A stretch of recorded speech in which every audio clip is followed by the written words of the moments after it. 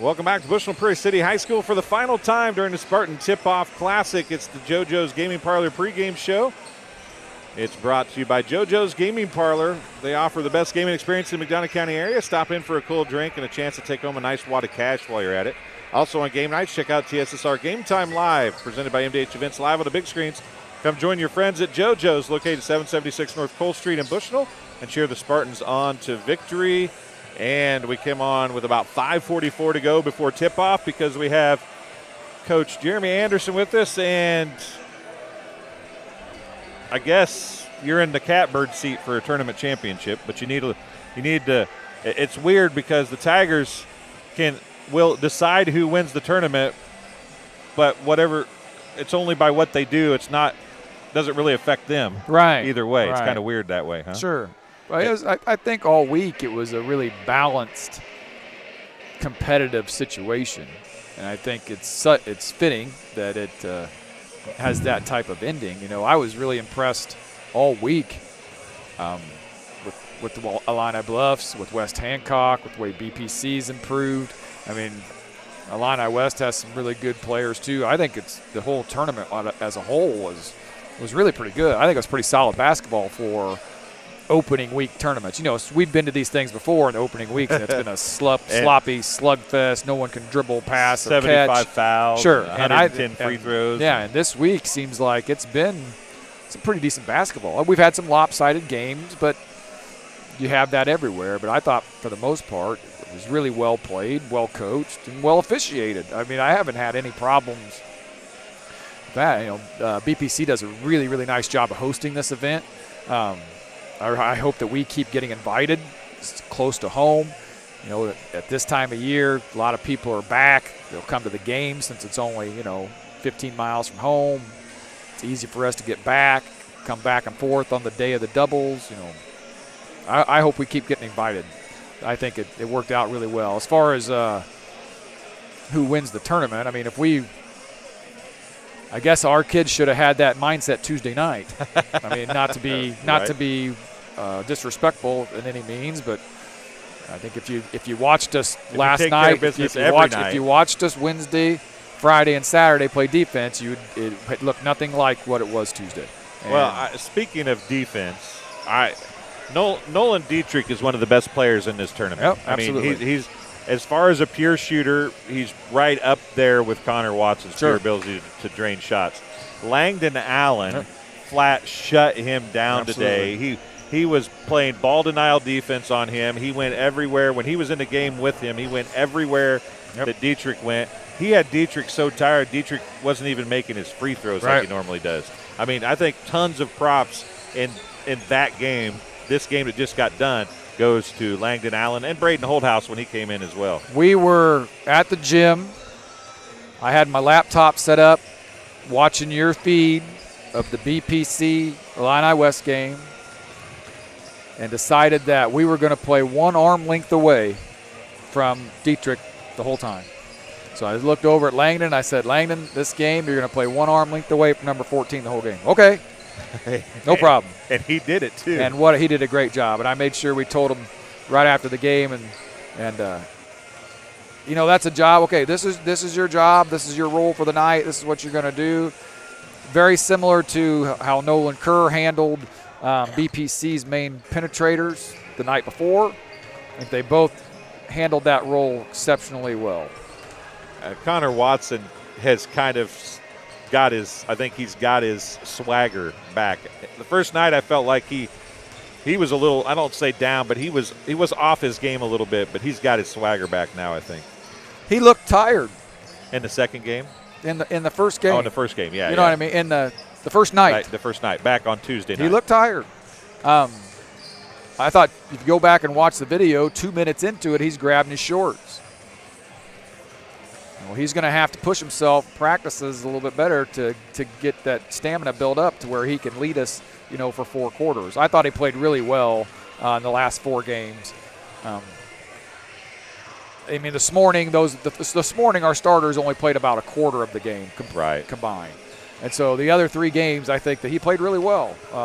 And he has to for us to be successful because he's going to be the leading scorer. But he sees the floor so well that he gets other guys involved, right? And defensively, he keeps improving.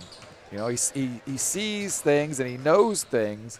Sometimes he just has to push himself body-wise to do those things. But I'm really, really happy with the way we improved throughout the week. Two players I think you have to be happy with today, Nolan Kerr. Well, we already talked about Langdon Allen, but two we haven't talked about yet. And Ian Case actually stepped up offensively and looked – it seemed like earlier in the tournament he kind of was – I don't want to say passive, but he didn't look for his offense. Right. In this last game especially, he really looked for the offense. Hold on just a second. Before we answer that, I'm going to let Jake announce the starting lineups here real quick, and then we'll go back to it. Is that okay? At the Bushnell-Prairie City Spartans.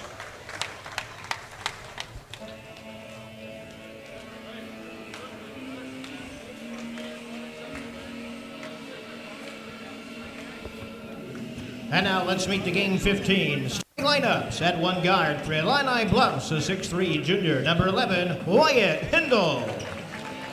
At guard for Bushnell-Prairie City, a 6'3 senior, number 2, Dalton Newcomb.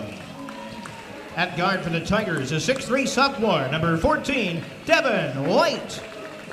At guard for Bushnell-Prairie City, a 5'10 senior, number 3, Ezra Mason. At forward for Illini Bluffs, a 6'5 senior, number 20, Brandon Coates. At a third guard for Bushnell-Prairie City, a 5'10 senior, number 5, Jalen Conley. At forward for Illini Bluffs, a 6'9 junior, number 32, Hank Alvey. At forward for Bushnell-Prairie City, a 6' senior, number 10, Carter Alleman. In the middle for the Tigers, a 6'3 junior, number 44, Ben Kazmirek. And at forward for Bushnell-Prairie City, a 5'10 junior, number 24, Dalton Huffman. Clay Bass heads up the Tiger bench, assisted by Trey David, Joe Waters, and Brett Bruniga. Tyler Snyder is the Spartans head coach, assisted by Steve Martin. Your game 15 officials are Jay McDaniel, Bill McDaniel, and David Allen. Well, let's get back to that. Talk about those two guys. Ian Case's confidence is just growing and growing. And once he sees the ball go through the basket a few more times, it's going to be really, really strong. Next week, we're going to put some stuff in to where we're going to go right to him first. You know what I mean? We're going to get him a good look early in the first couple possessions of the game, just to get him off to a good start, because I think his potential is just through the roof. I think 32, Hank Alvey, is going to pick up a foul there real quick. And I agree. I mean, most every other team you're going to play, if they had a 6'5 kid like that, they would go through him 99% of the time. Right, sure. And he's always had Connor there as the go-to guy, I think, but he's got all the skills. But once we can get that inside-outside combination figured out, I think that we'll really, really improve offensively. I agree. And we did talk a little bit about Nolan Kerr from last night, but Nolan has done an outstanding job both this morning offensively a little bit and then last night defensively. Oh, yeah. He's the guy that relishes his role of being the guy that takes the other team's typically best perimeter player. But you look at a game like tonight with Illini West, it was an interesting matchup, right? Because ordinarily you just put no one on. Ezra Mason gets the basket.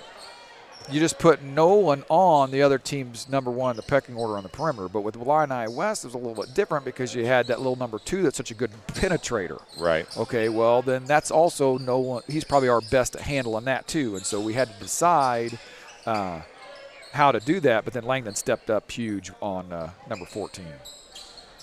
So there's Hank Alvey with the turnout. Boy, he got hammered by Dalton Newcomb. As we get ready to go into, I guess, more of the regular season now. Sure. What did you see that you liked about your team? What do you think you need to work on now?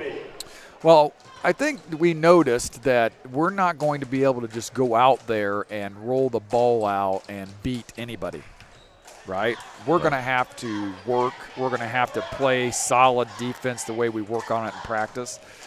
We can't have low expectations, and I think we learned that lesson this week. Now, offensively, I have to try to keep getting through their mind that it's okay to possess the ball for a while.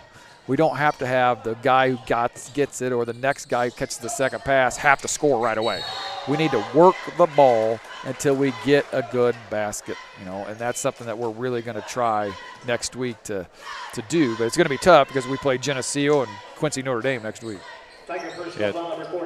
Times don't get easier for you this coming week, do absolutely. But we said that in the locker room after this game. I think those guys like that. They like going and playing the best teams that we can play. Jalen Conley at the free throw line. The foul was on Devin White. White's first, team's second. Free throw's good by Conley.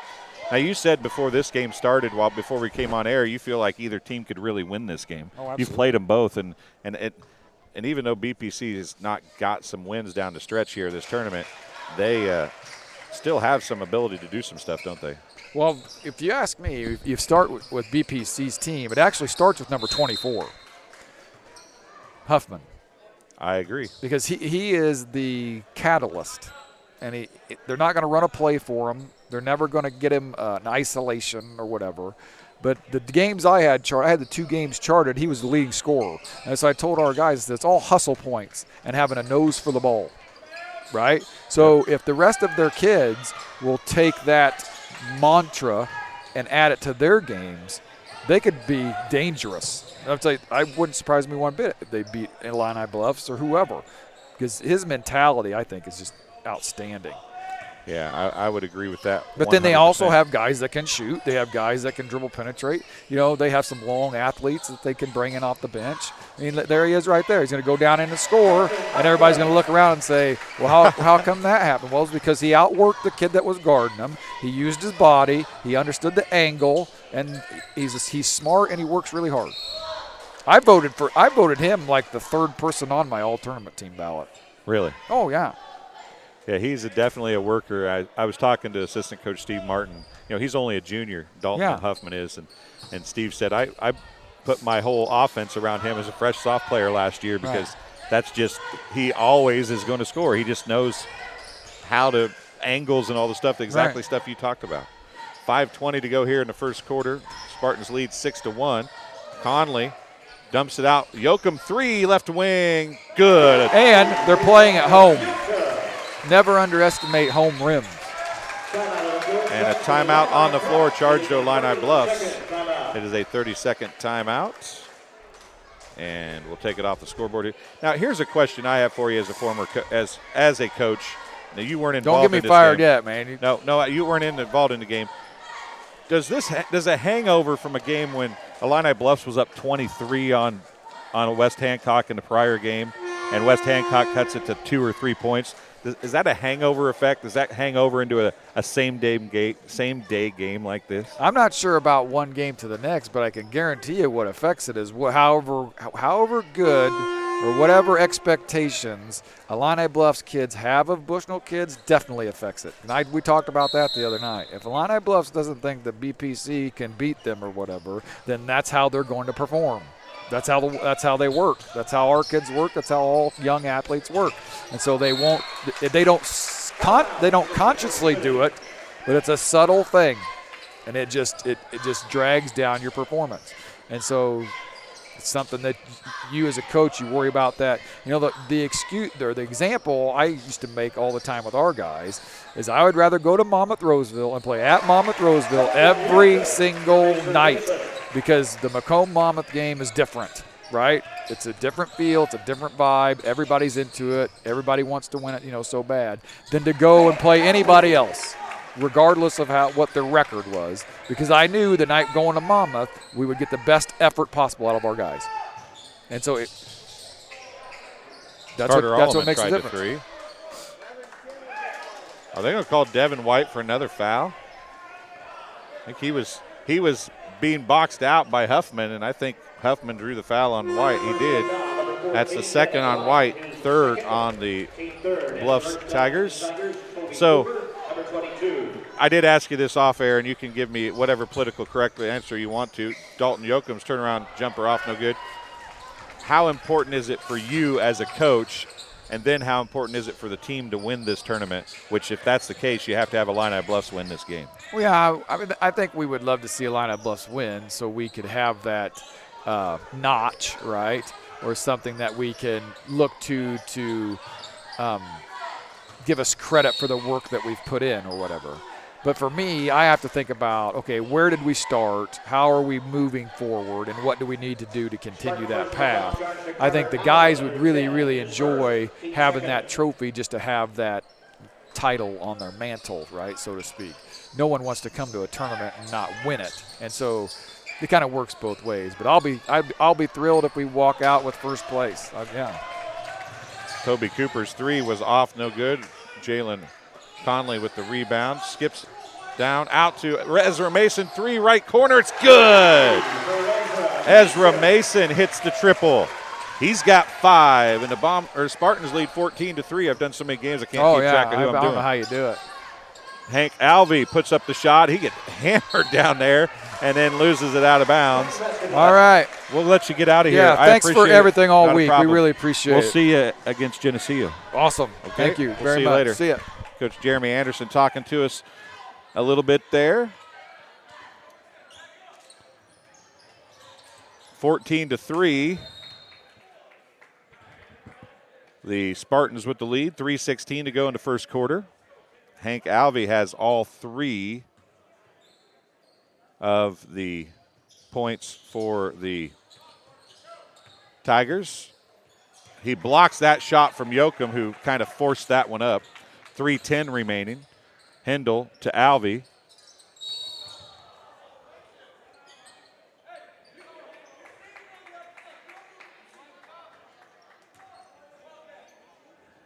Dalton Yoakum gets the foul, number 2, team's third.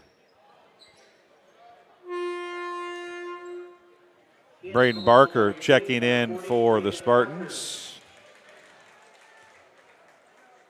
That very easily could have been a foul on Hank Alvey as he was throwing some elbows there. I know that he was close to him, but that could have been. There's a steal and then lost out of bounds. Possession to Illini West as BPC had a chance at a steal and to build on a 14-3 lead.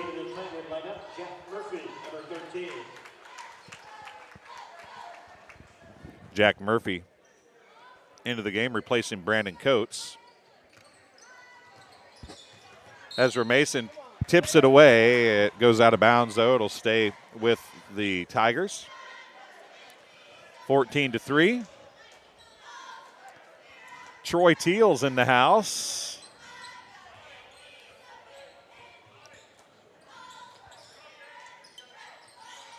Kazmarek, baseline jumper, off, no good. Now who are they going to call this on?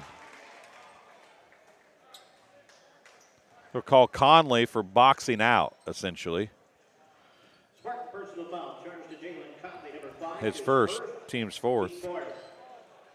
Called him for a push, but he was in front of Alvey, I thought. Maybe he wasn't. Dalton Strode's going to replace Conley now. 2:39 to go. Into Kazmarek. What an inbound play. Kazmarek gets the bucket. First Tiger not named Alvey to score a point for Illini Bluffs. Strode down the corner, Alleman. Can't do that pass. Alvey is too long and too quick. Cooper gets it to Alvey, gets it to Murphy. Back to Cooper, into the corner to Hendel, down low to Alvey. Stolen away again temporarily. Now in the corner it goes to Hendel. Hendel's three is off, no good. Barker with the rebound. Ezra Mason will bring it up. Braden Barker got the rebound. Alleman comes up with it. Mason, three, left, right corner. And Murphy's going to get the foul. 3 free throws coming for Ezra Mason. Jack Murphy picks up his first foul, team foul number 4. Tiger personal foul 13, Jack Murphy, his first, team quarter. So we did this in the last game. Before the end of the third quarter, if you're watching, the first free throw by Mason is off. For the end of the third quarter, give me the score of this game. You can wait till closer to the end of the third quarter. We did this in a Macomb game. Connor Palm was 2 points under on both teams. Jesse Fryer was 1 point away from the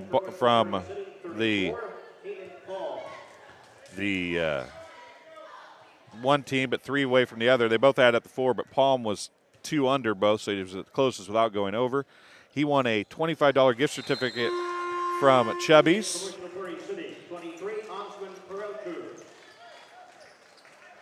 He hits 1 of 3, does Mason. 15-5. But anyway, if you pick the score by the end of the third quarter, we have a gift certificate to Chubby's we'll get to you. Connor Palm, I need to know how to get a hold of you. You can send us a message on our Facebook page, TSSR Game Time Live. Alvey with it down low. And a travel. BPC is all up in Alvey's mug. Everybody's 6 inches shorter than him at least, but he brings the ball down and there's 4 or 5 hands there swiping at it. It is 15-5, first quarter.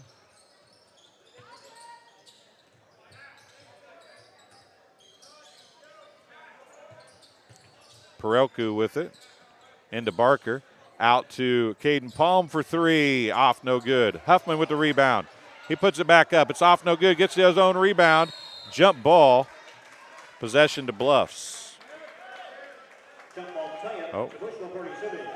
I guess BPC, right? I'm sorry. The I is for Illini Bluffs. The B is for BPC. 1:05 to go. BPC with the basketball. Inbounded to Huffman, and a little push by Murphy. That's his second. That one was way blatant and obvious. Team's 5th. Both teams had 4 before that. Strode to inbound again. But anyway, if you pick the final score before timeout on the floor, charge to BPC. It's a 30-second timeout as the Spartans were tied up down in the corner, and Coach Schneider wanted to clear things up. So by the end of the third quarter, a Chubby's gift certificate to the person that get the closest to the final score without going over. Again, it has to be before the end of the third quarter. If you're watching in live chat, stick it in live chat so we can check it out. Game being brought to you tonight by Raritan State Bank. Raritan State Bank, Bushnell's branch, located at 360 South Green Street in Bushnell, offers full-service banking and loan services for all your banking needs. Come visit a bank of friendly service or call them at 309-772-2345. Good luck, Spartans. Bushnell Banking Center is an equal housing lender and a member FDIC. Points allowed, Danny, is the breaker, and if Macomb is 57 points ahead on that. So if Illini Bluffs wins, Macomb is the champion. If Illini Bluffs loses, then West Hancock is the winner, because then Macomb and West Hancock are the only two with 4-1 records, and West Hancock beat Macomb on their opening night for the two of them. So that's how it shakes out. There's a steal by Perelku, went to Barker and then back to Perelku. 43 seconds left. I don't know the exact numbers, Danny, but it was a huge margin, like 57 points or something like that coming into this game, this final game of the tournament for all the teams, that Macomb was ahead. So it was pretty much a given. Unless Illini Bluffs loses, Macomb is the champion. If Illini Bluffs loses, then it's West Hancock. 3 on the way. Dalton Strode hits the tray.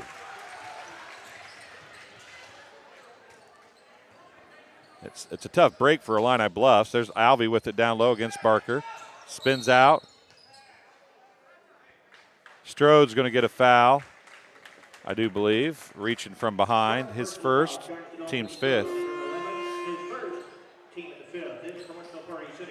Dalton Yoakum and Carter Alleman replace Huffman and Barker. So what I was saying is, it's tough for the Tigers. They're going to finish with the best record if they win this game, but they have no chance of winning the tournament. They can only affect it if they lose. Alvey's shot's off, no good. And that's how the quarter is going to end. The Spartans lead 18-5 over Illini Bluffs. We'll take our first break of the game, and we'll be back on TSSR Game Time Live, presented by MDH, in just a minute or so. I went through MDH when we were trying to get pregnant. We were struggling the first year, and then when we got pregnant, I stayed at MDH and through labor and now for pediatrics. My experience was nothing short of phenomenal. I was met with amazing staff members who helped me through concerns that I had when she was first born, helping me learn how to be a new mom. It was really reassuring and comforting knowing that I had so much support and kindness around me. My entire pregnancy at MDH was amazing. And welcome back. Quarter number 2 getting ready to fire off here from Bushnell-Prairie City High School. It's 18-5. Spartans with the lead. Both teams have used a 30-second timeout in the first quarter. Both have 4 remaining. Both teams have 5 fouls. BPC is 3 of 5 from the charity stripe. The Tigers are 1 of 2. They scored just 5 points, as I said.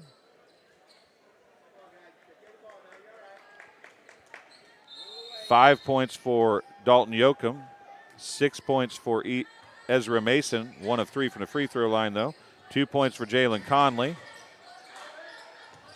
Illini Bluffs got the ball to open the second quarter.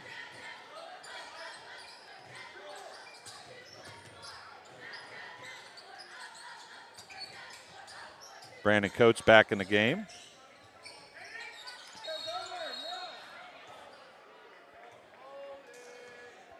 Foul charged to BPC.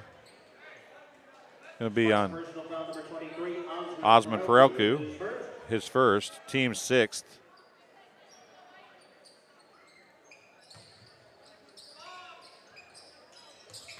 The Tigers will be in the bonus the rest of the way.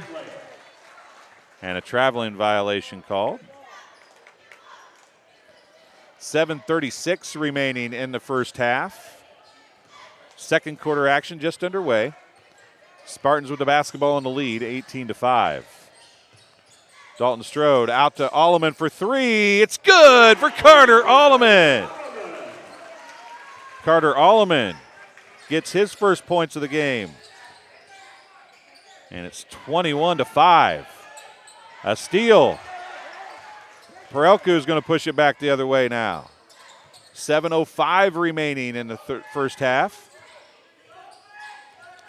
Dalton Yoakum with it. Caden Palm, long 3 by Yoakum. It's good. Dalton Yoakum hits the tray. And the Spartans lead 24-5. Down low, it goes to Hank Alvey. Alvey's going to spin around. He's going to throw it up and in. Hank Alvey gets his 5th point.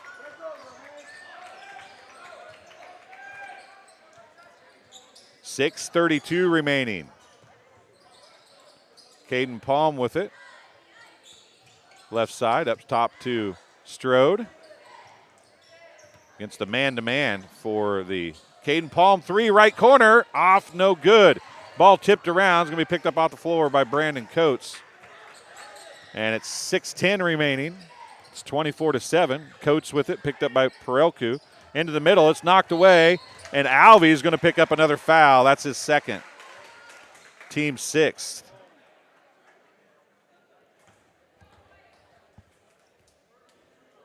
Tiger foul number 32, Hank Alvey, second. Team 6. Devin White returns for Illini. And that'll put the Spartans into bonus the rest of the way as well. Jalen Conley, Ezra Mason checking back in. Devin White back in for the Tigers as Kazmarek takes a seat. It's 4 starters and Cooper in. Ball tipped away from Mason. Coates comes up with it. He pushes back in a hurry. White for 3, left side. It's off, no good. Conley tips it away from Cooper. Yoakum comes down with it. Outlet to Mason, and it's going to be thrown away. Out of bounds. 5:42 to go.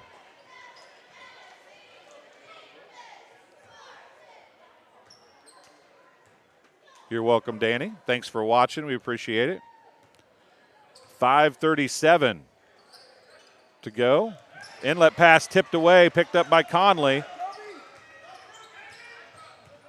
Conley to Ezra Mason. He'll take the 3. It's in and out, no good. Alleman had a hand on the rebound.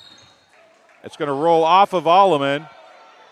And the other official is going to come down and talk about this. going to be White basketball after a little talk.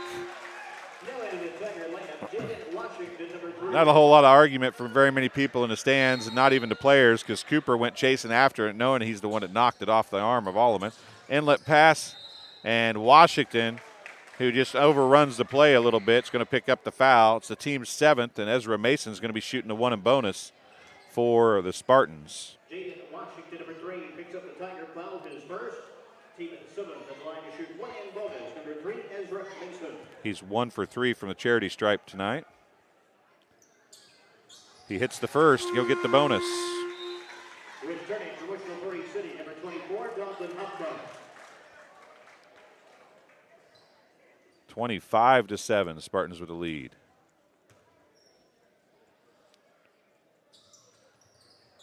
And he hits them both, does Ezra Mason. Back to a 19-point lead.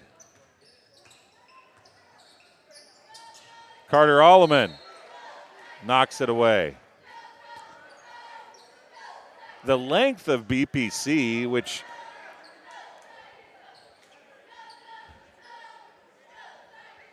Danny Haas, I'm sure there's a lot of West Hancock fans rooting for BPC right now. And it has been a very good tournament. There's been some lopsided games in an odd way, but it's been a great tournament for sure. There's some good basketball teams here, and that might have been a travel right there. 3 on the way by Coates. He nailed it. Brandon Coates gets his first bucket of the game. Ezra Mason, crossover, goes up for the shot. It's off, no good. Cooper with the rebound. 4:44 remaining in the first half.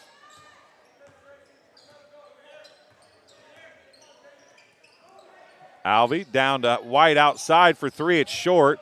Cooper's going to save it in. He does to Coates. Washington gets it to Alvey. Washington on a give and go. Goes to the rack. It's blocked. Alleman gets the rebound. Outlets it to Mason. Goes back the other way. 26-10 is the score. Conley with it behind the back. He goes out and sets up the offense for BPC. 4:13 remaining in the first half. Long 3 on the way by Conley, and he nails it. I'm not sure that's the shot that Coach wanted. A timeout charged to Illini Bluffs. It's a full timeout. It's their second timeout of the game. This game is being brought to you by Farmers and Merchant State Bank. For over 100 years, Farmers and Merchant State Bank of Bushnell has been serving the local community's needs for personal and business banking as well as home and agricultural lending. It also has a great trust department. Stop by the main branch at 484 East Main Street or their drive-up facility on Cole Street to learn more. F&M is a member FDIC and equal housing lender. In M&B Furniture, Bushnell's only furniture store, M&B Furniture is a mainstay in the community and offers free delivery within 40 miles. For everything you need to furnish your new home or replenish an old one, stop and see the fine folks at 481 West Main Street or find them on Facebook, Instagram, or on the web at www.m&bfurnitureinc, that's inc.com. You can also call 309-772-2111. And Heil Enterprises and Heil Trucking, they can take your product down the road near or far and also offer top-notch heavy-duty truck and trailer repair. The second-generation business continues to grow and continues to support BPC Athletics. Stop by and see Danny or Travis on Route 41 south of Prairie City or call them at 309-775-3333. 4:03 to go here in the first half. The Spartans lead 29-10. It's Illini Bluffs basketball. Devin White will inbound to Washington. Jaden Washington, Devin White, Hank Alvey, Brandon Coates, and Toby Cooper on the floor for Illini Bluffs. Washington's going to step on the half-court line in a back-court violation. Kazmarek and Hindle come in.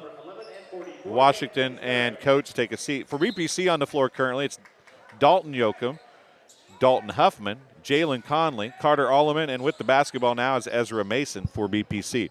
3:50 to go in the first half. Dalton Yoakum's going to drive, loses the ball out of bounds, and it's going to be possession to Illini Bluffs. 3:44 remaining. Peggy Woods, thank you for joining us again. Appreciate it. 3:40 remaining in the first half. 29-10 BPC. And the Alvey is going to lose it out of bounds. it just seems like as they're going to go full court pressure now, it just feels like Illini Bluffs is pressuring a lot. They're going to go 1-3-1 a complete, and they're going to get beat down the floor. Ezra Mason gets the layup. Just feels like the Illini Bluffs is all sorts of out of sync. I'm not sure what's going on with them, but something is definitely not right for Illini Bluffs. Whether they got wore out in the first game. Oh, Devin White, what a hanging shot.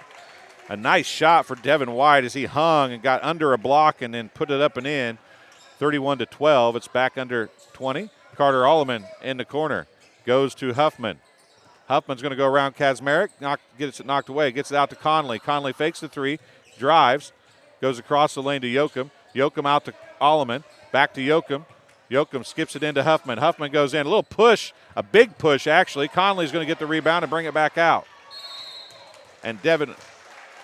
Now, why do you call Devin White for that touch? And then Kazmarek flat pushed Huffman, and you didn't call that.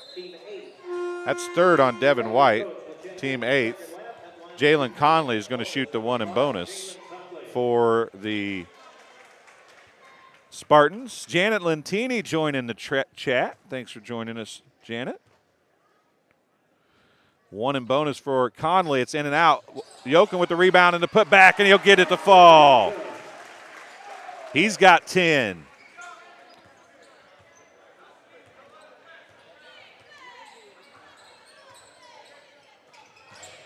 Rosie's Pizza is in the house. Janet's working and says she's watching the boys. Rosie's Pizza. Got to love some basketball. We love having Rosie's Pizza playing all our broadcasts. Rosie's Pizza, of course, one of our sponsors here on TSSR Game Time Live, presented by MDH. Hank Alvey is going to be shooting the one in bonus. In Bushnell-Prairie City, number 11, Dalton Strode. Dalton Strode replacing Huffman. And I missed who that foul was on. It is team foul number 7, though. Alvey's shooting the one in bonus. He's 1 for 2 from the free throw line tonight. That one's good. He'll get the bonus. Rosie's Pizza offers something for everyone with pasta, sandwiches, and, of course, pizza. Dine in, carry out at 458 East Main Street in Bushnell. They also deliver to Good Hope, Adair, and all points in between. For free delivery, call 772-2101. Couple free throws. Wrong team. Get the scoreboard up, make sure we're right here. Ball comes back to Illini Bluffs. And a steal by BPC.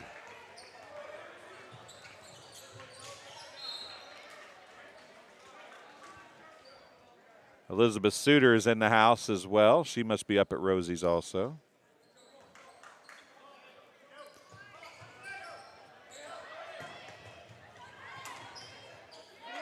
Toby Cooper gets the bucket. I heard somebody in front of us say that's a T, and probably not wrong. 33-16. 3 on the way, Dalton Yoakum, and he nailed it.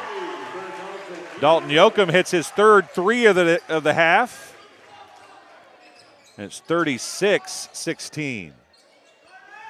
1:08 remaining. Toby Cooper tries to answer. It's long. He will not. Jalen Conley's going to track it down and go back the other way. He's got Yoakum coming, and Yoakum can't hold on to it. It went right through his hands and out of bounds. Possession to Illini Bluffs.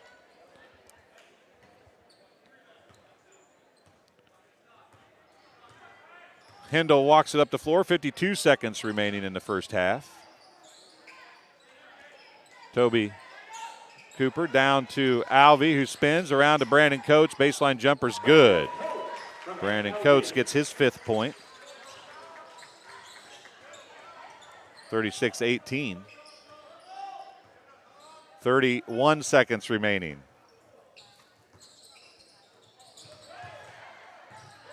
Alleman blocked by Kazmarek, and a chance to cut it to 14. Brandon Coates with it. Up to Hindle. Hindle down to Kazmarek. Across to Alvey. Alvey's shots up and in.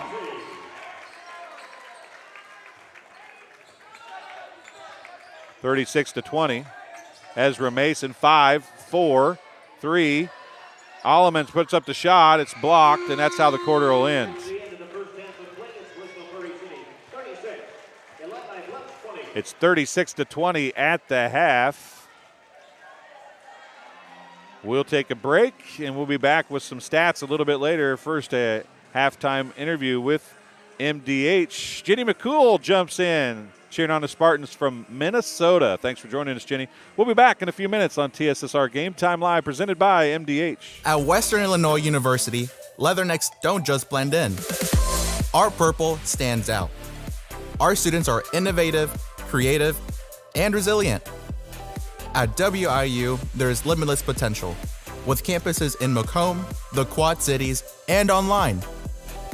Visit wiu.edu/potential to become a Leatherneck and get an education that stands out.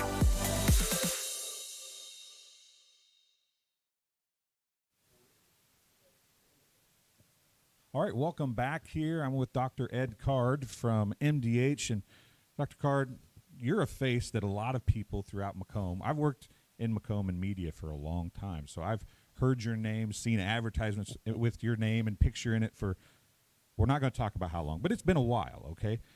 You're quote-unquote retiring, sort of, but you're the chief medical officer still. True. I am no longer doing surgery. I'm no longer doing clinical medicine.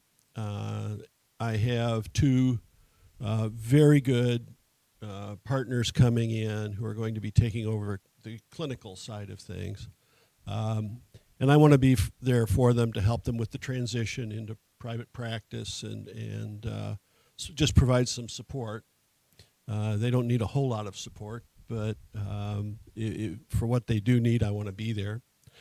And then I'm transitioning into full-time administrative position as the chief medical officer, which puts me in charge of the quality program, the patient safety program, and the med staff office, as well as utilization management. And those are all areas that we've been working on in the past. And I've been chief medical officer for 2 years, but now I can devote a lot more time, a lot more energy to improving those programs, and by extension then improving the quality and safety of care at our hospital. I feel like that seeing you as many years as you put in at MDH and being willing and able to stick around after you're done doing surgery, you're done doing your clinical hours, you're willing to stay here. To me, that must mean that you feel like MDH is on the right track and doing things the way you want it to be done, right? I thoroughly believe that. I think we're in a better place now, clinically, administratively, and with the new surgeons. I think we're in a better place than we've been in all the time that I've been here. And while we've tried not to mention it, it's only been 38 years. So you have a few things up your sleeve that you can, the new guys and girls and whoever might come after you while you're still here, you've got a few tricks you can probably teach them, right? You pick up a couple of things in that long period of time of doing surgery. And when I started, I did a lot of vascular surgery, but most of that now is done by cardiology and radiology. So that has sort of faded, but we're doing a lot more laparoscopic things. Dr. Peck is actually trained in laparoscopy, took a fellowship. Dr. White is very, very good, and I think the two of them together, both women, but I think that they're going to be incredible. I really think they're going to be very, very good. And the strengths of one balance off the other areas for the other. It's really a very nice synergistic pairing of those two who are both very, very good. And I would imagine that your license obviously is still going to be valid, so if it gets into a pinch and they call Dr. Card and say, hey, we need something right now, you're probably still here and able to do that? I've been known to answer that.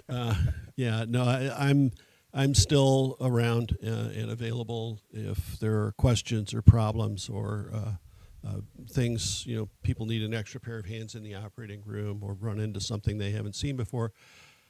I'm still going to be around for that, and in fact, helped with an operation this morning. So I think that's going to be a nice transition for me, because I don't have to just stop being in the operating room, and hopefully helpful for Dr. Peck and Dr. White as well. I would imagine after 38 years, just stopping something would be like stopping cigarettes, right? It'd be really hard to do.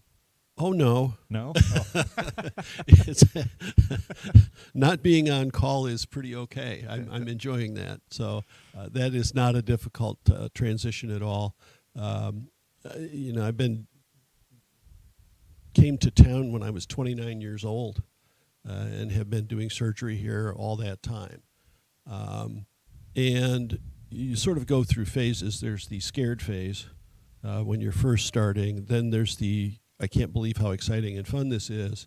And I've moved into the third phase, which is this really is work.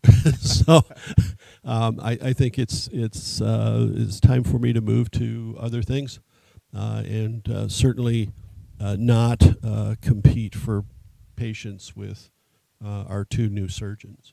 Well, I can speak for most of the people, I think, in Macomb and McDonough County. We're happy you're still around.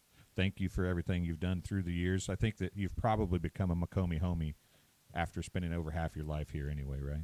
Pretty close. I still can't trace back people's ancestry 3 generations like everybody else in town can. So I'm not a true Macombite yet. But the other side of that is that the community has been incredibly kind to me through the course of my career, and trusting me with their care and with their health. And I'm very grateful to the community for that as well. It's not been a one-way street at all. Well, I'm Dwayne Hulett. This has been Dr. Ed Card. Thanks for joining us. We'll be back with some more sports right after this. And welcome back to Bushnell-Prairie City High School. We're about 3 minutes away from the second half, the final second half of the Spartan Tip-Off Classic. I'm Dwayne Hulett. Jenny's been running the camera today. I want to thank her for being here all day long. BPC leads Illini Bluffs 36-20. They led by as many as 20 in the first half. Illini Bluffs finally came to life a little bit in the second half of the first quarter. Scored only 5 points in the first quarter and had that 5 points for quite some time in the second quarter. Ended up with 15. BPC scored 18 in each of the first 2 quarters. See if they can keep that same momentum going here. And this is not the championship game. The winner of this game is not going to be the champion. However, this game decides who the champion is. Why is that, you might ask if you're just tuning in? Well, Illini Bluffs is 3-1 coming in. If they finish 4-1, they'll be 4-1 with West Hancock and Macomb. Oh, West Hancock beat Macomb. Macomb beat Illini Bluffs, and Illini Bluffs beat West Hancock. So, in this scenario, the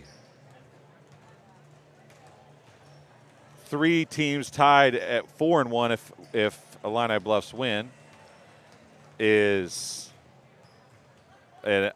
because it's a 3-team tie. You can't break it by head-to-head. It has to be a points allowed. Macomb is the winner if that's the case.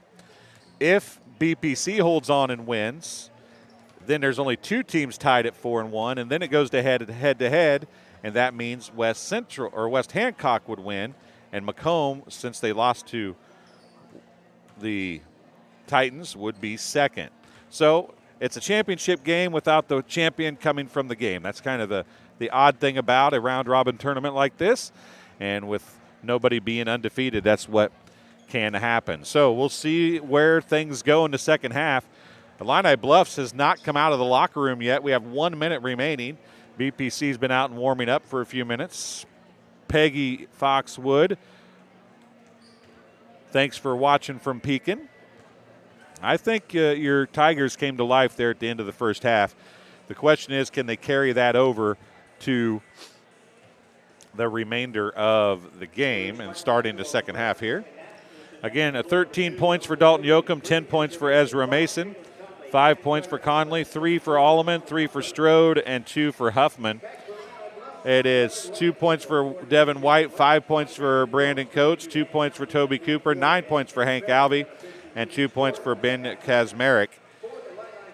The Illini Bluffs is 3 of 4 from the free throw line. BPC is 5 of 8 from the free throw line. And the Tigers get out just in the nick of time for the start of the second half. Again, Connor Palm won a Chubby's gift certificate by picking the score the closest without going over in the Macomb game against Illini West. So we're going to do that again here. If you're from Bushnell or anywhere and you come back to the area, Troy Teal and families here, they're originally from Bushnell. They live in the Illini Bluffs area. But at any rate, if you pick the final score, the person that's the closest without going over, we'll add the point differential together. Devin White is all over Jalen Conley. And then we'll announce the winner. Devin Yoakum for 3. It's off, no good. Hank Alvey has it. It's knocked away. Dalton Yoakum finally comes up with it. In the corner goes to Conley. Conley has it kicked by Hank Alvey. Possession stays with BPC. 7:36 remaining. It's 36-20. BPC with the lead in the basketball.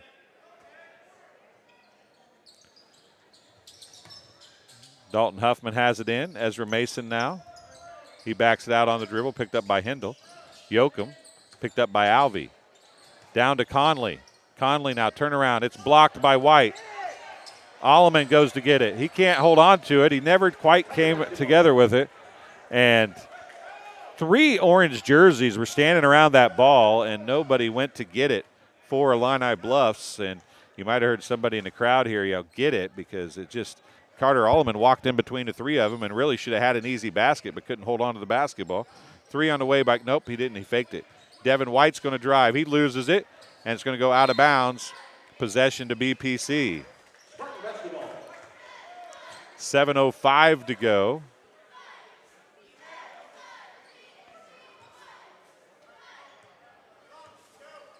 Ezra Mason, as they're going to play some full court press now, as they're going to just have some man token pressure, I guess. Sheena Strange, 65-60 BPC.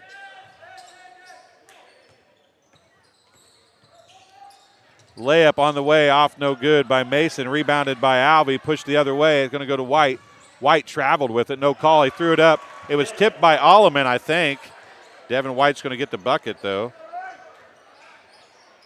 First 2 points of the half go to the Tigers. Timeout charged to BPC. A 30-second timeout is IB has definitely picked up the defensive intensity. Again, we're looking for some scores. Sheena, 65-60 Bushnell.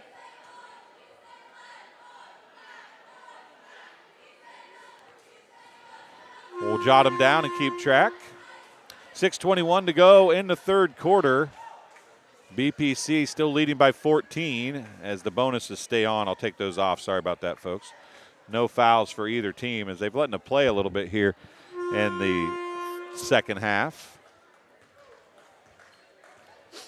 Just 2 points have been scored here in the second half. We're a minute 29 or 39 into it. 6:21 remaining. Alleman to inbound, but it has been a defensive uptick in the pressure for the Tigers. Mason, corner to Yoakum. Yoakum dribbles right back into the same spot. Alvey saves it. He did the same thing that cost him a timeout before, and he drove right back to the same spot again. And Coach Snyder standing over there with his arms across his head, about ready to explode. Kazmarek backs Alleman down. He loses the ball after the rebound, and that's a travel, but they didn't call it. Hindle with it. And Conley's going to be called for the foul, his second. Team's first.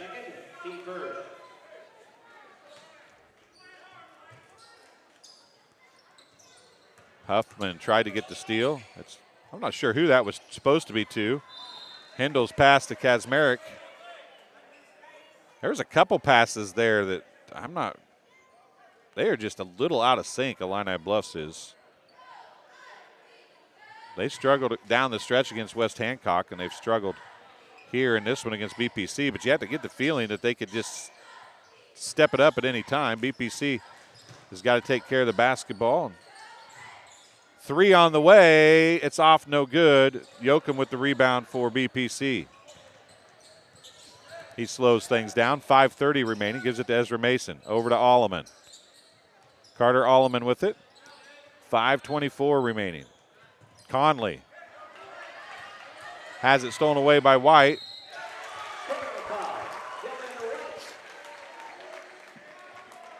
Conley picks up his third. Osman Perelku is going to replace Conley. Old-fashioned three-point play attempt coming for White.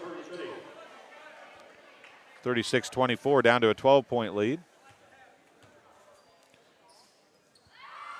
Free throw is off, no good. Jesse Fryer says 49-37 BPC. Mason with it.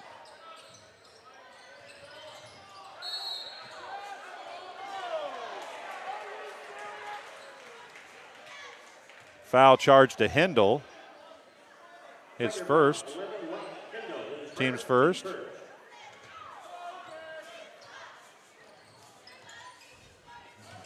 White is holding.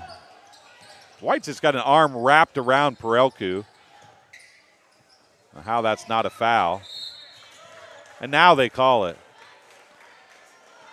Devin White's going to pick up his fourth foul.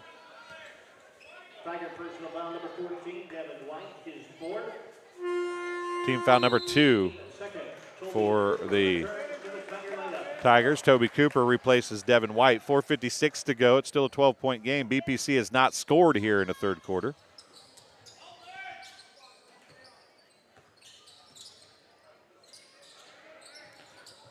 Tried to get it into Huffman, led him a little too much, couldn't hold on to it. Hendel to Coates. Toby Cooper for 3. It's off, no good. Kazmarek with the rebound. Huffman is there to steal it away. A little 2-on-2 now. Perelku back to Huffman. Back to Perelku. Out to Alleman. Yoakum 3, left wing, no good. Rebound to Coates. Stolen away temporarily by Perelku. Out to Hendel. Alvey for 3. It's off, no good. Perelku with the rebound. 4:10 remaining. Mason looks to drive, backs it back out. Comes up top, Perelku. Perelku backs out, sets up the offense. Calls the play.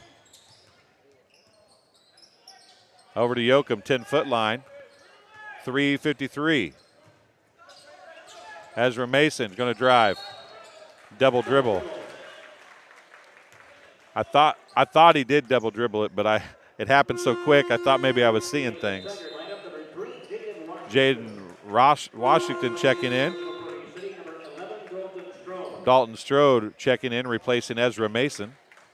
3:49 to go in the third quarter. BPC has not scored in the quarter, but only 4 points in the quarter for the Tigers of Illini Bluffs also. Washington. Cooper looks at the 3, doesn't take it. Right to Alvey, the loose ball goes, and Hank Alvey gets his 11th point. And it's a 10-point game. Osman Perelku throws up the shot. Huffman was there for the rebound, and a jump ball is going to be called. Possession to Illini Bluffs. Possession to the Tigers on the jump ball. Chance to get under 10. They were down by as many as 20 at one point in this game.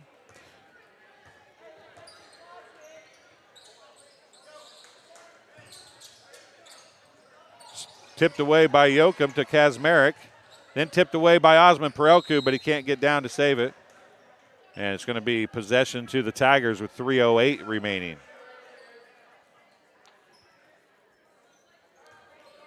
10-point lead. Tigers with the basketball trailing by 10, actually, as the Spartans have the 10-point lead.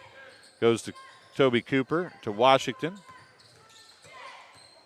Washington left side to Coates. Coates has it tipped away, and Perelku knocks it out of bounds again. I don't know if I could say lackadaisical passes or not sharp passes. I'm not real sure, but Illini Bluffs is allowing BPC to get a lot of hands, and BPC is all over the passing lanes. And Alleman on a bad pass again by Cooper. It's out to Dalton Strode. He pulls up, 3 left wing, off the back of the rim, no good. Washington has it. He looks for the trailer. He gives it to Cooper, and they reset the offense. 2:33 to go. It was a good look. Toby Cooper with it. He goes up top to Washington. 2:23. That was a good fake there, pass fake. Kazmarek down low. He can't get the shot to fall. Yoakum with the rebound for BPC. Yoakum backs out, goes to Strode. Strode's pass tipped away. Osman Perelku comes up with it. Steps back, thought about taking a 3, doesn't take it. 3 blocked by Alvey. Yoakum to the rack after the block and gets the bucket. Dalton Yoakum gets the first 2 points for BPC of the half at the 1:46 mark. Washington loses the ball, but gets it to Kazmarek finally. It's blocked.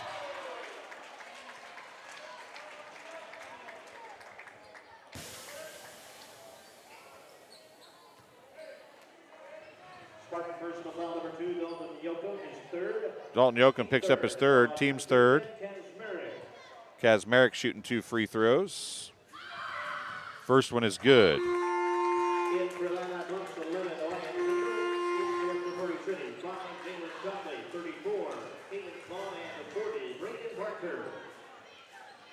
Braden Barker, Caden Palm, and Jalen Conley back in for the Spartans. Courtney Oakman says 52-42 BPC, and he makes the second one as well.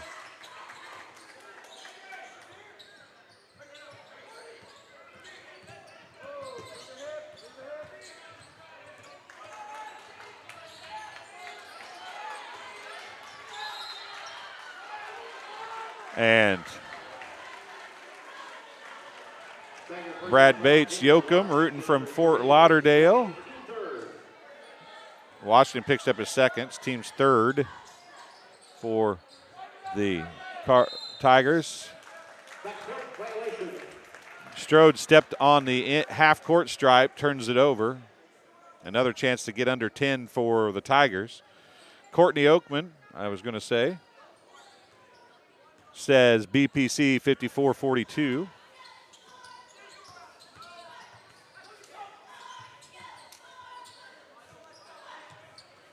Got about a minute left to make your choices, folks.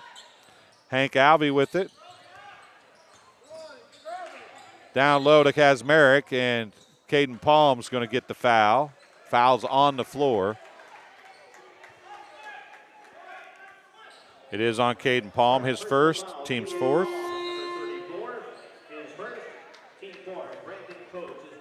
Brandon Coates replaces Jaden Washington for the Tigers. 58.1 seconds left.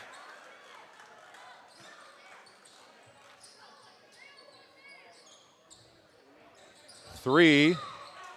Huffman runs into Coates, and Coates draws the foul. They're going to say after the shot. After the shot, Huffman gets the foul. His first, team's fifth. It's his second. That's the one I missed earlier. Is the team's fifth. 55.6 seconds. Coates has it. Conley nearly, he does get the steal, gets it out to Caden Palm. Palm puts it up and in. Just the fourth point of the quarter for BPC. They still lead by 12. 38 seconds left.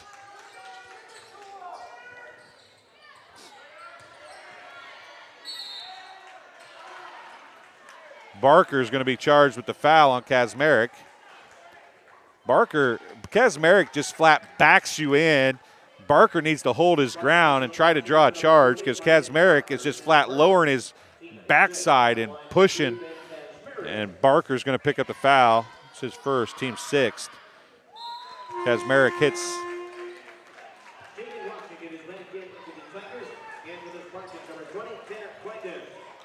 Tanner Kleindent's checking in. Huffman takes a seat for a few seconds, 29.6.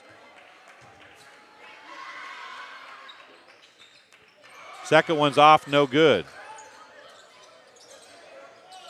Caden Palm to Tanner Kleindent's. Kleindent's shot's up and in. Tanner Kleindent's gets his first two.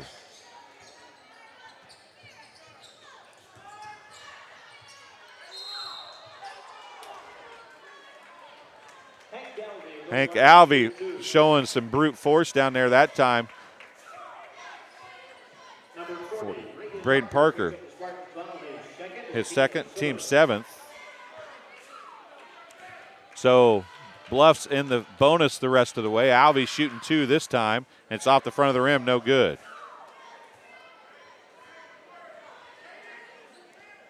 (42-29), BPC with a 13-point lead. Second one is good for Alvey. Caden Palm has it. Conley now. 4. Conley for 3. Nailed it! Jalen Conley hits the 3, and the Spartans are back up by 15.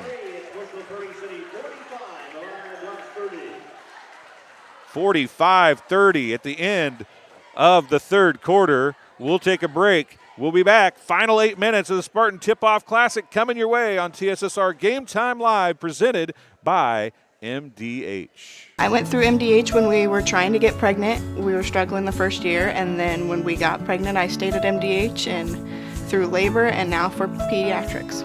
My experience was nothing short of phenomenal. I was met with amazing staff members who helped me through concerns that I had when she was first born, helping me learn how to be a new mom. It was really reassuring and comforting knowing that I had so much support and kindness around me. My entire pregnancy at MDH was amazing.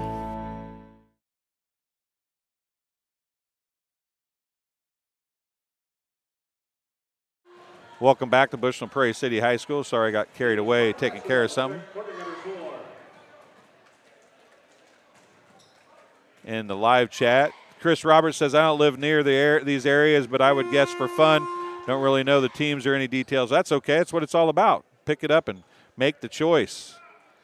Just make a choice. If you don't use it, we'll give it to somebody else down the road. But we'd love to have you make your guess anyway, Chris. We appreciate you hopping in the live chat and being part of the broadcast. Langdon Allen says Tigers 54-53. Boy, that'll be a comeback if it happens. Langdon Allen, of course, a member of the Bombers squad, needs the Tigers to win for a championship. Fadeaway by Conley is off, no good, and then BPC is going to pick up a somewhat of a silly foul as all the way at the other end of the floor. Fourth quarter is underway, 7:45 to go. Dalton Strode picks up his second, team eighth. Hank Alvey is going to be shooting the one in bonus for the Tigers. At the line to shoot one in bonus for Illini Bluffs, number 32, Hank Alvey.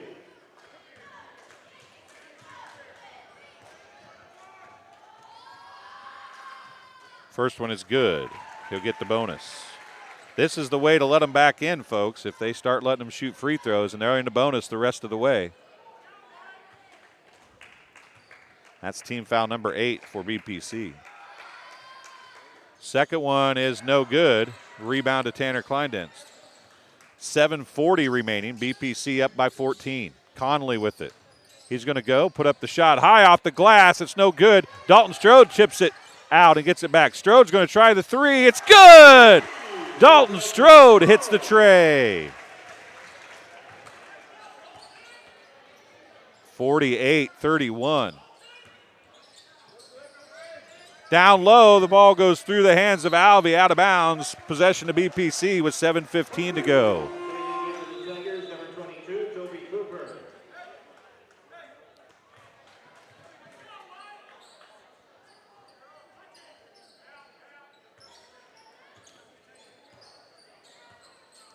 Conley's going to walk it up. Gets a pick from Barker. Goes Caden Palm for three. He nails it. Caden Palm hits the triple. And BPC is lighting it up, 51-31, 6:52 to go. And Barker's going to get the foul as he came up underneath Alvey. That's a good call. Barker picks up his third foul. Alvey going to be back at the free throw line for a one and bonus opportunity.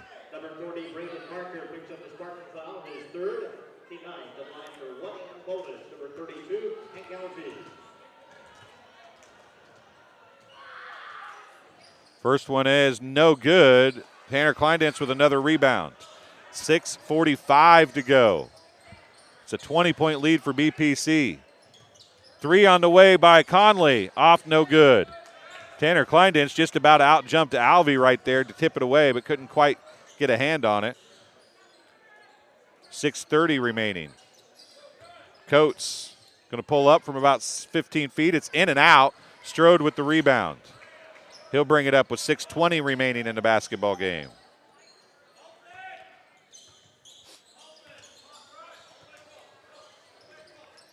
Strode for three. It's off the front of the rim, no good. It's out of bounds, and Coach Schneider is like, why are we shooting that? We don't need to loft trays at this point. We're up by 20. 6:06 to go. Langdon Allen had a good tournament. Three on the way by Cooper, no good. Rebound to Strode. Now Conley with it. 5:51 remaining. Conley going to dump it out to Strode. Strode's going to loft another tray. That one didn't even hit rim. Barker and Coates are going to tie up, and it's going to be BPC basketball.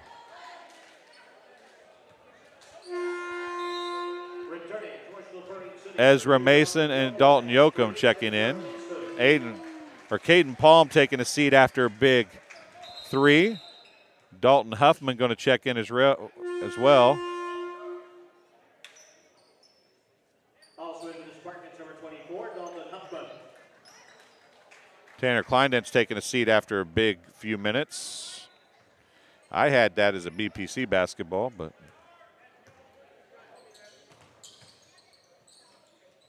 left side Coates, down low to Kazmarek. Kazmarek back to Coates, free throw line jumper, off, no good. Yoakum with the rebound. It's off of Alvey, out of bounds. 5:30 remaining. Troy Teal.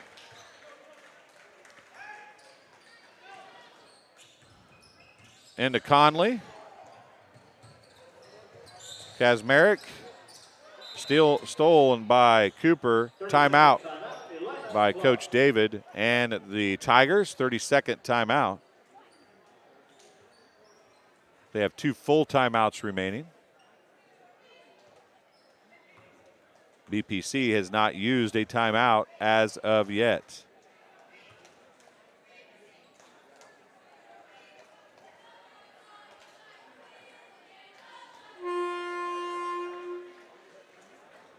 Fourth quarter action, 51-31, BPC with the lead over Illini Bluffs.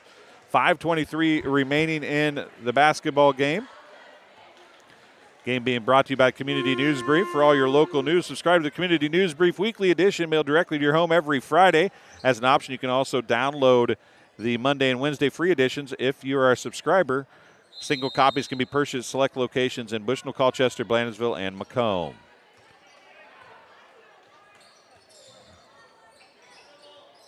Skipping across to Cooper, down low to Kazmarek.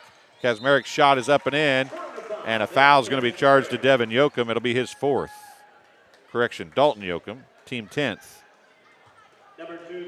Kazmarek gets the bucket. Old-fashioned three-point play attempt coming. He's 3 for 4 from the charity stripe.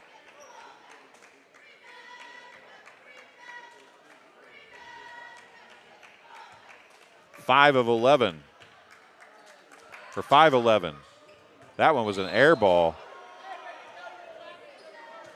for Kaczmarek.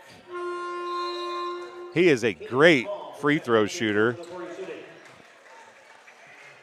I can't believe Caden Palm checks in for Dalton Yoakum. 1-3-1 full court trapping press now as they're going to extend it down in the corner to Alleman. Back up to Conley. Back across to Palm. Down in the corner to Ezra Mason. He's going to drive baseline. Goes across to Alleman, out to Conley. Conley now backs it back out. He's going to drive, goes down the corner Mason. Mason for 3, off no good. Hindle the rebound. He'll take it back, 440. He'll stop and pop a 3. Jump ball, possession to BPC. Lodged in between the backboard and the rim. BPC has the basketball back. 4:36 remaining. BPC up by 18. Ezra Mason with it. Comes across to Conley. Down to Alleman. Skips it back across to Mason. Down the corner to Caden Palm. Up top to Conley. 4:13 remaining. Conley's going to drive to the rim. Reverse layups off, no good. Huffman with the rebound and the putback. Dalton Huffman extends it back to 20 points, 53-33. Down to Kaczmarek. Throws it off of Alleman out of bounds. It'll stay with Bluffs. 20-point lead, 3:57 remaining. 3 on the way from Alvey. It's short. He meant to pass that to Kaczmarek. If you ask him, I'm telling you, that's what he said. I was passing it to Ben. I know that's what he was doing. Caden Palm's going to stop and pop a 3. It's in and out, no good. Rebound to Alvey. Back the other way it goes to Coates. Coates is going to drive all the way and put the layup up and in.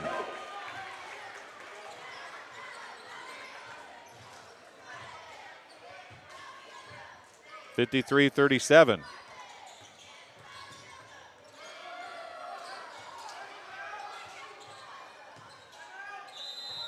Timeout, BPC. Going to take a full timeout. We'll take one as well, and we'll be back in just about 30 seconds on TSSR Game Time Live, presented by MDH. I chose the MDH OBGYN group because I've heard wonderful things about Dr. Smith. And upon entering the office, I really got along with everybody and got a warm feeling. The staff is warm and inviting and welcoming. It's a small community, so it's a really nice hospital to have here in the rural area. I continue to choose MDH because of the relationships I have. I really enjoy everybody here. Welcome back to Bushnell-Prairie City High School. It's the fourth quarter. Final 3:18 coming of the Spartan Tip-Off Classic. And the BPC Spartans looking to be spoilers. They couldn't beat Macomb last night, but if they can win this game, they keep Macomb from being the tournament champions. Langdon Allen, if your score is correct, it's going to be a heck of a run down the stretch for the Tigers. Langdon Allen, member of the Bombers, picked 54-53 Tigers. And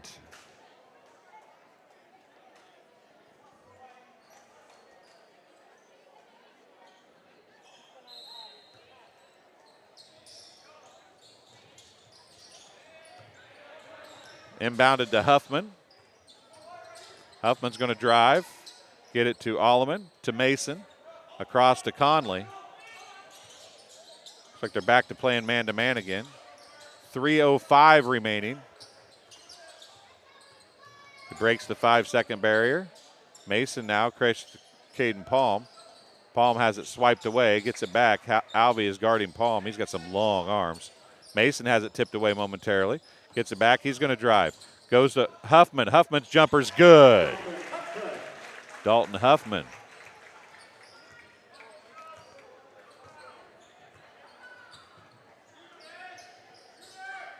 Down low. Kaczmarek gets the bucket.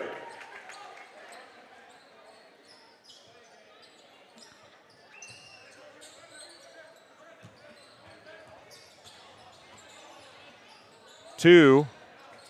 Not a good shot. Not what they needed to do there. 2:14 remaining.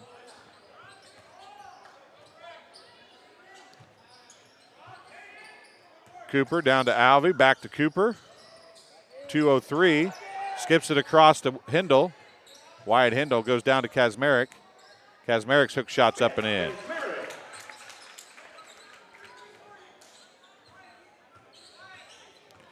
(55-41). It's a 14-point game now. It was 20 just a few minutes ago. Caden Palm, 141. Goes off of Palm. Out of bounds. 1:38 remaining. Jack Murphy and Jaden Washington in the game to foul, I would imagine here. There's a little bit of speed. Devin White checking back in for offensive purposes. Dalton Yoakum checking back in. And replace Caden Palm.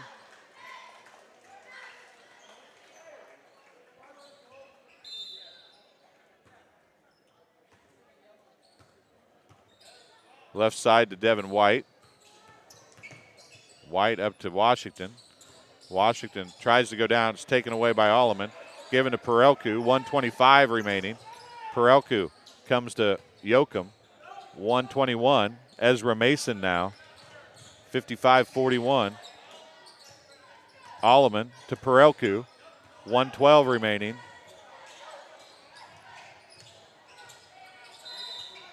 Timeout. Charge to BPC. It's a full timeout. They'll have 1 remaining. Game being brought to you by McDonough District Hospital. McDonough District Hospital athletic trainers and MDH Rehabilitation Center with locations in Bushnell and Macomb provide expert help to Spartan student athletes and to prevention, care, and rehabilitation of all athletic injuries. Learn more at mdh.org. McDonough District Hospital, more than hospital care, a hospital caring.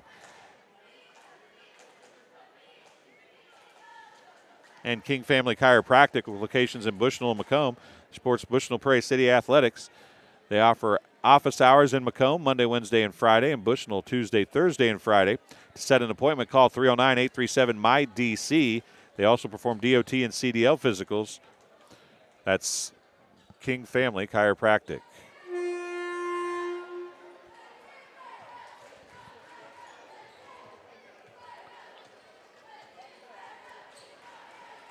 .107 to go here in the fourth quarter. BPC leads by 14. It was 20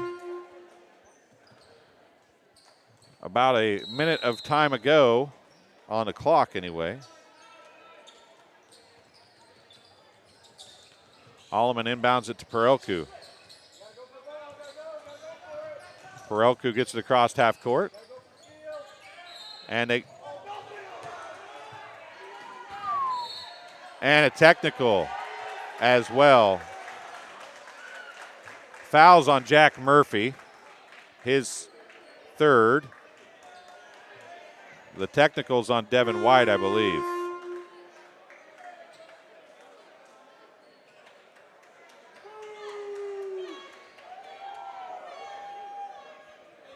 Team foul 4 and 5.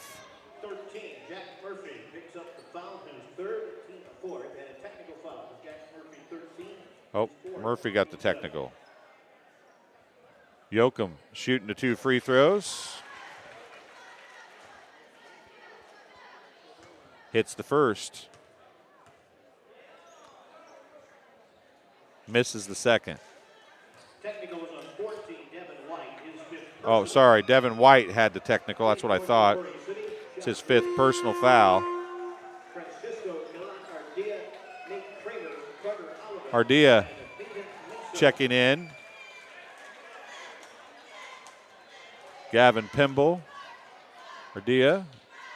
Nate Kramer. Sean Link.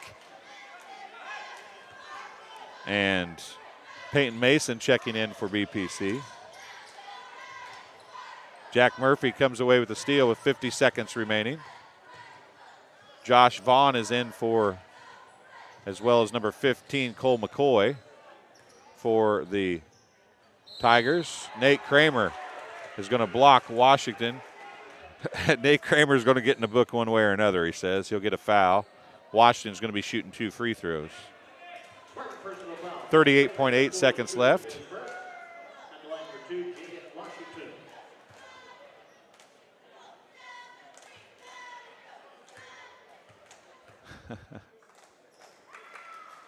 Yeah, Nate got himself in the book. That's right. Brad Bates giving Nate some love in the chat. First free throw no good for Washington. 38.8 seconds left. Second one is good. Steal. Cooper gets a couple.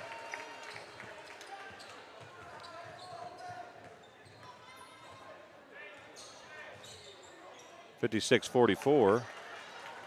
Another steal. McCoy has it with 18 seconds left. Cooper for 3. It's in and out, no good. Washington puts up the shot. It's off, no good. Washington puts it up again. Kramer with another block.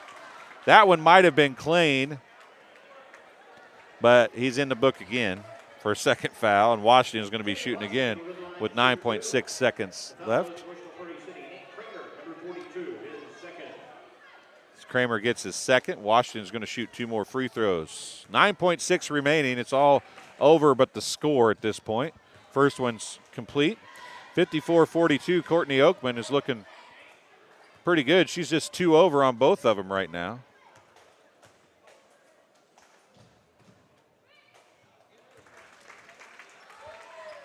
Washington hits the second.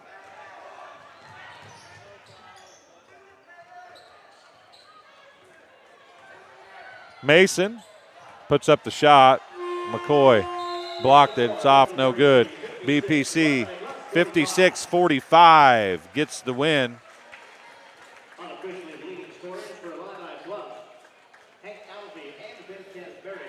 So I said closest without going over. We'll use that as the tie. We'll have a few minutes here. Courtney Oakman ends up being 3 off on Bluffs and 2 off on BPC. That equals 5. All tournament team nominees for these 2 teams. Hank Alvey.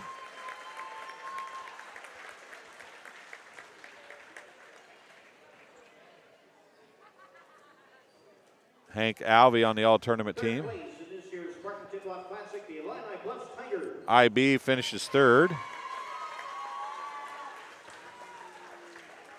Macomb is 2nd. Second place, the Macomb Bombers. And first is West Hancock, thanks to Illini Bluffs' loss and BPC. Macomb Bombers hold on to get 2nd, and I don't think there's a representative. West Hancock, the champions of the tournament. So the all-tournament team, Alec Himes, Brian Gerhart, and Luke Jacko from West Hancock, Nolan Dietrich from Illini West, Connor Watson from MHS, and Hank Alvey from IB. That's the all-tournament 6-member team.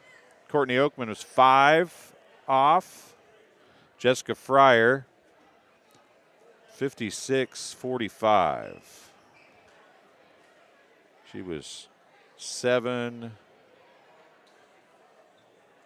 and 8. That's 15 off.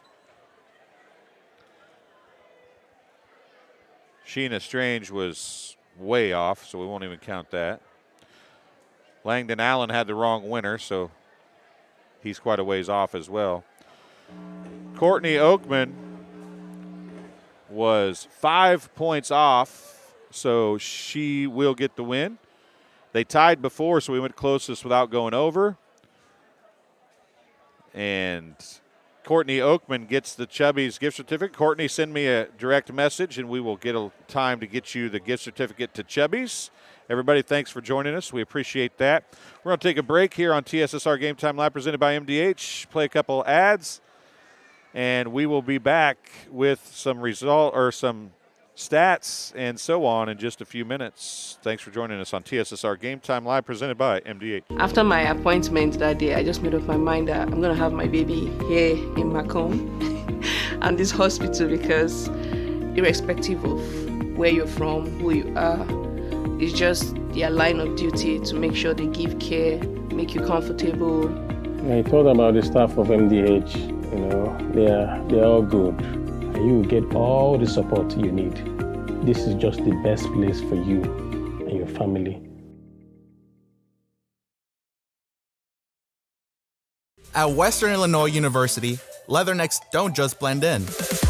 Our purple stands out. Our students are innovative, creative, and resilient. At WIU, there's limitless potential, with campuses in Macomb, the Quad Cities, and online. Visit wiu.edu/potential to become a leatherneck and get an education that stands out.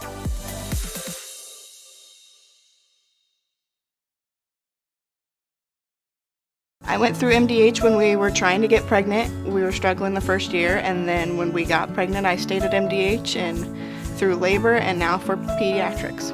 My experience was nothing short of phenomenal. I was met with amazing staff members who helped me through concerns that I had when she was first born, helping me learn how to be a new mom. It was really reassuring and comforting knowing that I had so much support and kindness around me. My entire pregnancy at MDH was amazing. MTC Communications is building a high-speed fiber network in our community, and we're putting priority on the areas with the greatest interest.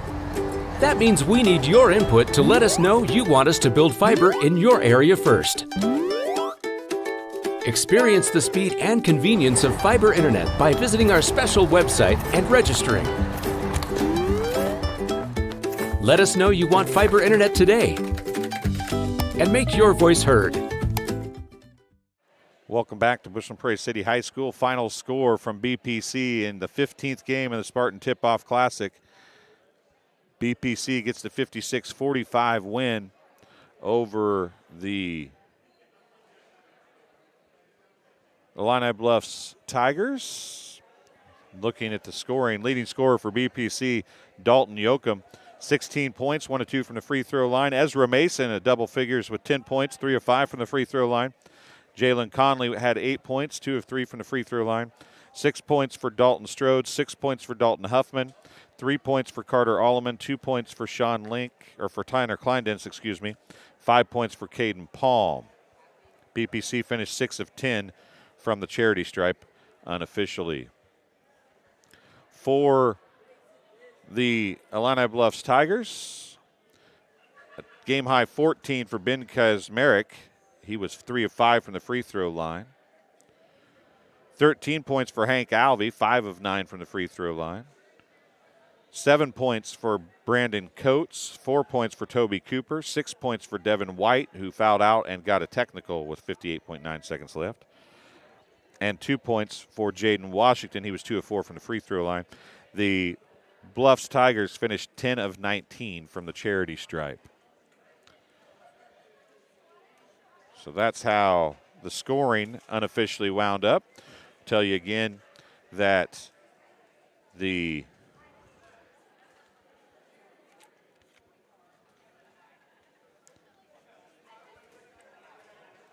all-tournament team, Alec Himes from West Hancock, Brian Gerhart from West Hancock, Luke Jacko from West Hancock, Nolan Dietrich from Illini West, Connor Watson from Macomb High School, and Hank Alvey from Illini Bluffs. Those were the all-tournament team selections voted on by the coaches here tonight, or this week, I should say. Again, if you just tuned in, because Illini Bluffs lost to BPC, West Hancock becomes the tournament champion on head-to-head battle with Macomb. Macomb finishes second in the tournament, and Illini Bluffs finishes third. BPC would, in this case, be fourth with a worse record than IB, but did win in head-to-head competition. And Coach Snyder has joined us, and I didn't talk to you after the first game today, that game was such a roller coaster.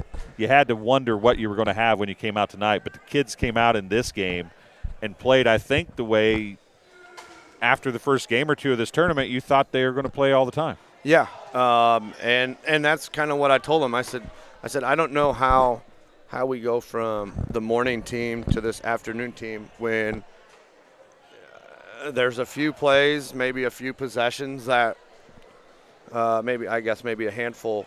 Because once I get off here, I'll go do stats and rewatch the game or whatever. But maybe a handful of possessions that we did things that we didn't talk about, like things that we weren't supposed to do, or kind of freelancing instead of just doing what was asked. And when we did what we were asked, man, it was fun to coach and fun to watch.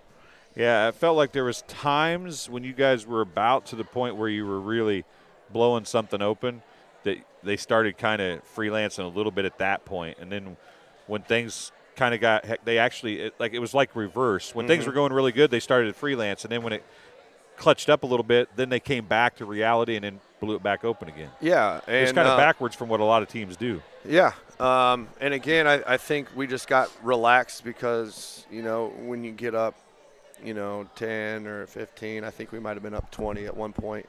You were up 20 on a couple occasions, actually. But that's when I think it turns into, well, it won't be bad if I take this shot, or it won't be bad if I try to do something on my own. So we just got to fix those things moving forward.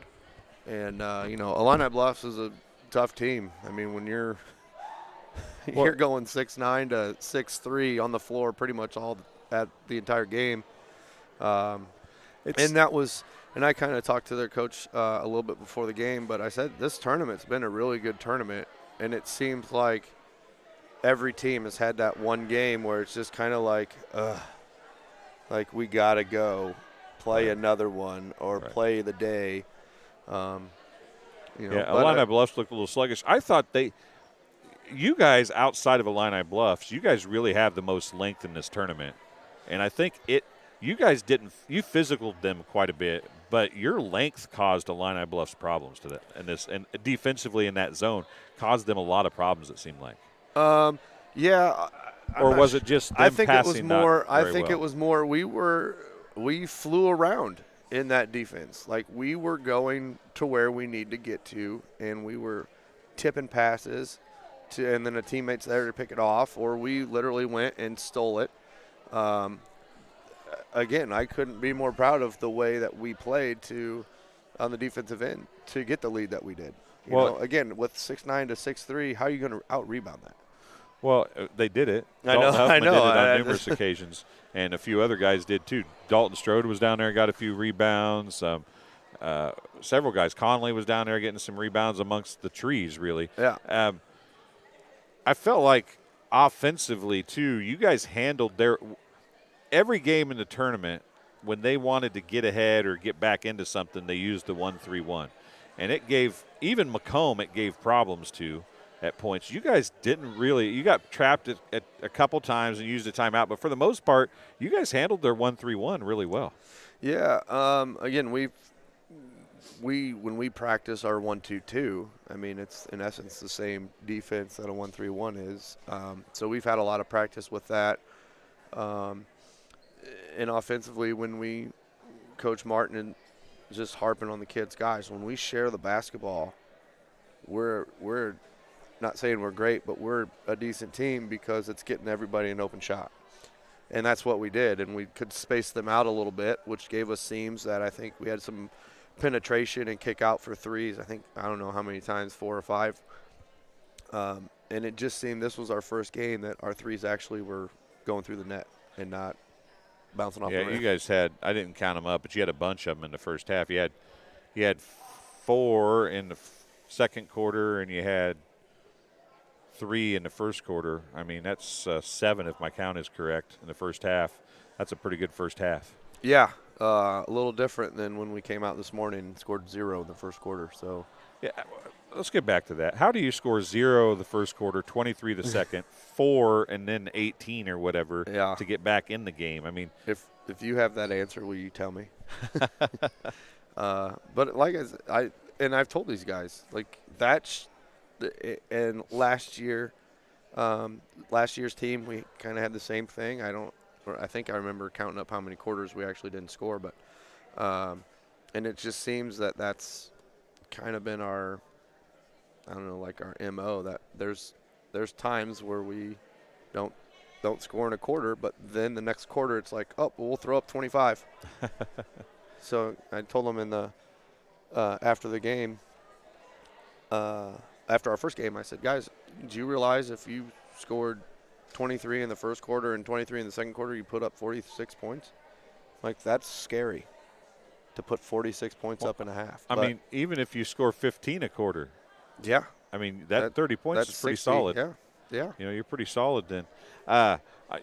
You might have some West Hancock fans. They really wanted this tournament deal, and I think they left here not thinking there was a real good shot at it. So you might have gained some West Hancock fans. Well, we'll take as many as we can get. Tournament's over. I know it's a long week for you, too. You do some extra stuff, and there's a lot of help that goes into this. But the Booster Club does a lot for this deal, don't they? Yes. They. I'm so thankful to have, and I think, you know, as Bushnell, we're so thankful to have the Booster Club and the parents that are helping. It's help run the Booster. They're in charge of the hospitality room, so they get food and meals and stuff for that every day. I mean, you're talking 5 nights of food. Well, they were here at 11 o'clock cooking pork chops this morning. Yep, they're in charge of the concession stand.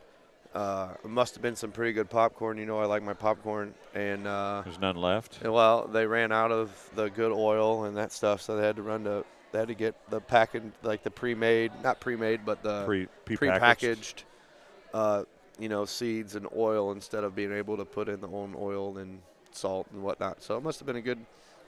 It seemed like it was a good turnout every night. So, again, I want to thank all the fans from every school that came out to support each team and came out to support this tournament, that we can keep it going, because I think I had five fans and a coach tell me, thanks for having us. We enjoyed coming. This was a great year, and you guys put on a great tournament. So that makes me feel good. I know. I don't know if that was Coach Anderson that told you that or not. But Coach Anderson actually said that during his interview on our station at the beginning of this game. Oh, good. Saying good that exact same thing. So. Oh, good. So he was not actually one of them. It was Illini Bluffs coach. So you got 2 of them then. But, again, I know our athletic director, Mr. Zeringer, he busts his tail to get everything ready, to get everything set up. I know I try to help out as much as I can to kind of lighten his load, but he knows, like, this is kind of one of his babies, I think, for this school, for the high school here or the district, since he's AD for the district. But he busts his butt, and we without him, a lot of this doesn't happen. Pretty much all of it doesn't happen. So thanks to him. Thanks to Mr. Sharp, who came and fixed our basket last night. Administration, again, all the coaches, the players. It's fun to come and watch some good basketball, because every team played sloppy. I think, yeah. During that's the to be week, expected, right? Yeah, I mean, it's your first week and you're playing 5 games in 6 days, so it's tough to play that and. But, again, we'll move forward. We'll work on what we need to work on Monday, and then we play Tuesday. So, all right. Well, thank you much. I appreciate it. And for letting us be here. Yeah. And putting up with me all week long. Oh, you're fine. I want Mr. Croxton, who's down there. You guys can see him on camera. Everything that he does. I mean, he's, to come and announce, and he does great announcing and everything. And we appreciate him.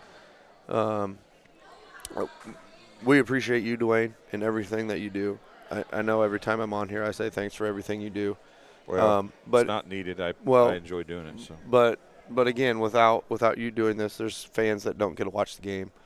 I know, like, we'll see some stuff more along the lines when it's winter time and it's hard to get to a game or whatnot, that a lot more viewers and we'll be able to watch. But no, everything you do is great, and it's top notch. Well, I appreciate it, sir. Congratulations. I guess you went 2-3, didn't you? Yeah, 2-3. I would say really only one bad game. You know, we had chances against West Hancock. Well, we took to overtime, tournament champs, and we had chances against Illini West at the end of the game. We had a chance to tie it at least, not necessarily win, but we had a chance. And just to be in those games is all you can ask for as coach. I agree. Well, thanks for coming up and talking to us all the time here. We greatly appreciate it. Not a problem. And you'll be dealing with Kenny a lot this season. Oh, man. Why did you give me Kenny? He said he loves it here. Well, that's just because he's a grad student from here. That's why. I don't get it. I am too. I graduated from here. Yeah, but you say you don't really love doing this. He said he loves it. Well, you just said you enjoyed doing it. He loves it. So I don't know, Dwayne. We might have a conversation. I might have exaggerated a little bit about that. But again, thanks. No, that's fine. Kenny's great. He does great for you. He's a ton of help for me. There's no doubt about it. And like I said, we'll get everything rolling and look forward to talks with you guys after our games. All right, sounds good. Coach Snyder talking to us after the final game of the Spartan Tip-Off Classic. BPC gets the 56-45 win over Illini Bluffs. West Hancock takes home the tournament championship, and that'll do it for the what do I want to call this? The preseason tournament, so to speak. It counts, but it's the early season Thanksgiving tournaments. We're kind of into the more regular season starting next week. You can pick up a Tri-State Sports Report Bites or to find out our schedule or keep an eye on our page. Subscribe to our YouTube channel. Hopefully we'll get some more West Hancock stuff on as well. I want to thank the West Hancock Titans Basketball and Football Booster Club for helping us out and making a donation as well. So for Jenny on the camera, I'm Dwayne Hulett. Thanks for joining us this week. It's been a great week of basketball. Regular season starts next week. See you then. Bye.